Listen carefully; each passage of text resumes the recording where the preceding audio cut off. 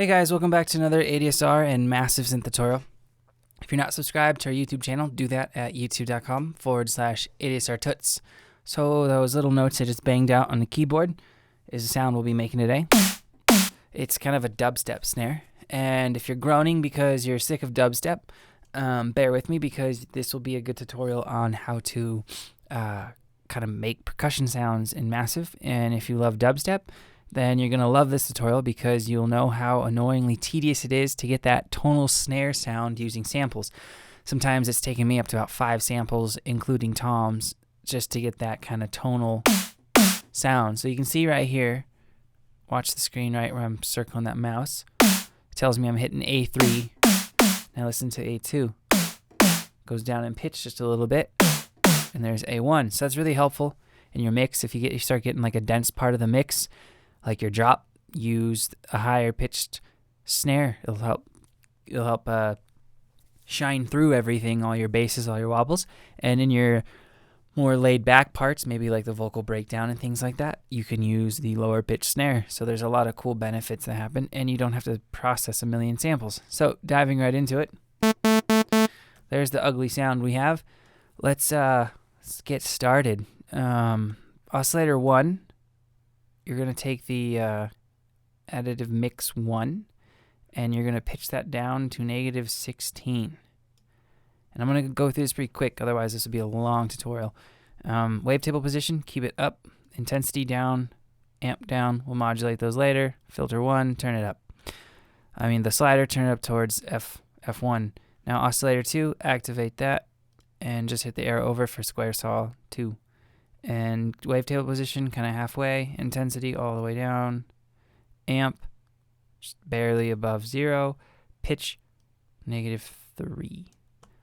And that's the only 2 that we'll need for this, besides the noise oscillator, of course, which will be making the bulk of our sound. So we're going to turn the amp to about like right there, turn the color down a little, and that's the sound that we have. Turn the feedback on, just turn that up a little. And before we get into anything else, let me do this because otherwise I'll forget. Take your key tracking, and we're going to modulate the sidechain of oscillator 1 to about -21. And then take the velocity macro, and we're going to pop that into the sidechain of the amp, which will make it so if I hit the key softer or harder, there'll actually be velocity response in massive. That's how you set that up. I just did a tutorial on that.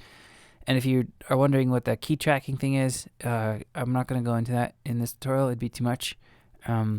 Johnny's done a whole series on these 3. He didn't do aftertouch. So on key tracking, velocity, just those 3, basically. He's done that on, I think, like a month or 2, about 2 months ago. Check that out if you want to understand more about those. So moving right along, I just activated this just to show you, but we're not going to use any of that. So we can just, doesn't matter. Let's slide our mix 1 and mix 2 for our filter down to just about halfway, and then this down a little, and then for our filter 2, just turn that up a little. We're not going to have anything in our filter 1, but we are going to have a high pass 4. Turn the resonance down in our filter 2, and you can keep the cutoff kind of where it's at. So here's what we got so far. Nothing too pretty. Now we're going to let's go to our routing and then see where it says insert 2. So we're going to take that and put it here. I'm going to macro something with that later, and you'll see why. And then most importantly, though, click on this B on oscillator 1 so that yellow line changes from there. And we're going to turn that into, we're going to have that run into the FX1 slot. Speaking of the FX1 slot, let's get the classic tube on it and turn the drive all the way up. And then the dry wet just a little bit above 50. That's the sound that we got. And while we're doing the effects, let's get some small reverb on, and the EQ, we'll touch that when we come back to it. Now in insert 1, let's take the parabolic shaper. Let's activate it, be helpful, and turn the dry wet all the way up, and then the drive out just a little past 50.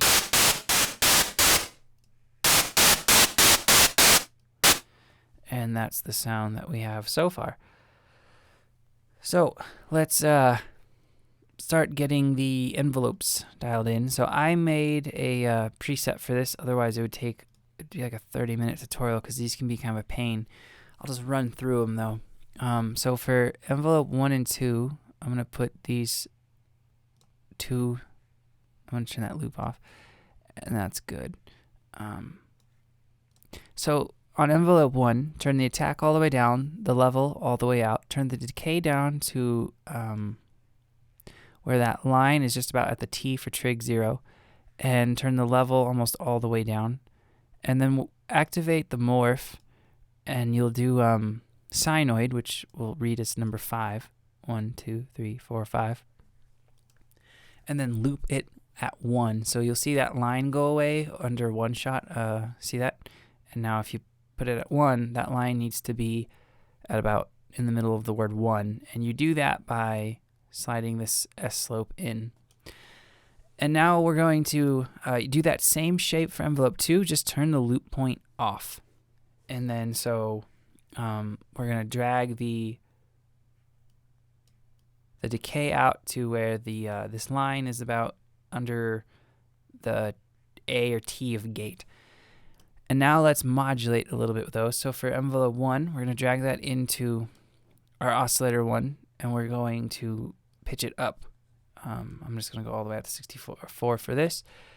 And now we're going to take that same envelope, and we're going to modulate the intensity of oscillator 1. And I think that's it for our envelope 1. Envelope 2, now that we have that, and we kind of took that loop point off and turned the decay out to where this last line is in between the A, T, and E of gate. We're going to take that, and we're going to modulate the amp of oscillator 2 all the way out. And that's the sound that we got. Envelope 3, you don't have to do anything to because we're not using that, and it's not routed to any of our outputs or anything like that.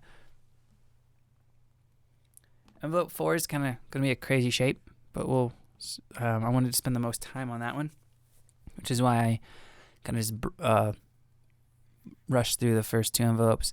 So turn the attack all the way out, and then the level all the way out to the right. And the decay I don't have that high, but let's do this first so then these lines are right where they need to be, because if I turn this loop point off, see how that shape changed? So on the morph, we're going to take 11, which is the peak expo x2, and then where in the second box drop down to and take sinoid, so I'll say 5. It should say 11 and 5, and then have your loop point to 1. And now on that loop point,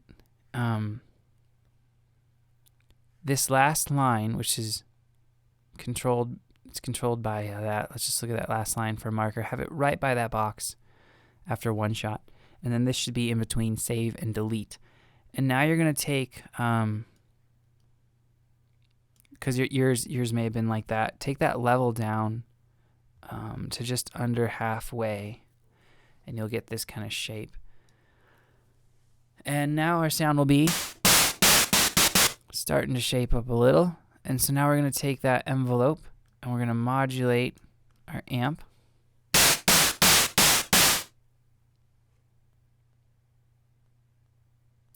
And now let's go to our oscillator tab, and we're going to click restart via gate.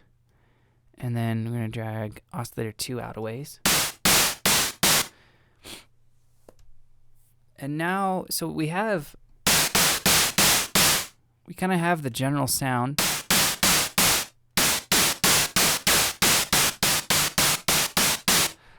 Just got to kind of dial in to get that tone, that tonal feel. And so I'm going to mess around with that real quick.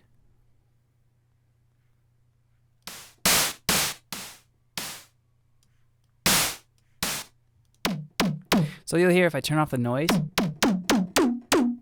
that's the sound that we got. And then, so that's what's giving it that tonal feel. That kind of will help it snap through the mix. So turning back on the noise, dragging this slider down and having more of the noise generated or going to our filter 2.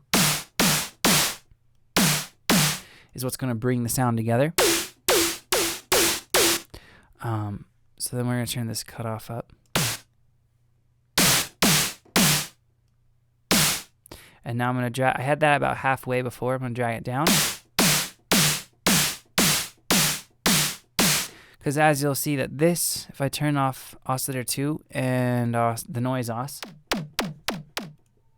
oscillator 1 is what's making that tonal feel. So that's going to filter 1. So if I turn this off, for instance, and so you can control that by kind of messing with how much of the mix 1 and 2 you're hearing of the filter. So if I turn this all the way up, there's a lot. If I play A3, there's a lot of that tonal sound. There's almost too much. So then we can turn that down and then turn this down a little. And we'll start to get less if you turn this filter 1, filter 2 slider down. See, it's gone. You'll start to get less of that sound. And if that sound starts to get too high, that kind of tonal sound, you can always drag down the envelope pitch that we dragged in. You can drag that down. So yeah, that's basically the sound. You guys can mess around, of course, with the drive and all that.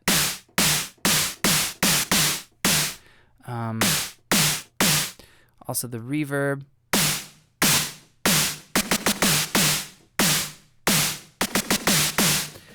So that's basically it, guys. You guys can obviously tailor that to how you need. EQ some things out. And just as a quick side note, I'm going to pull up a EQ. I want to see the analyzer on it. See how it's peaking at 200?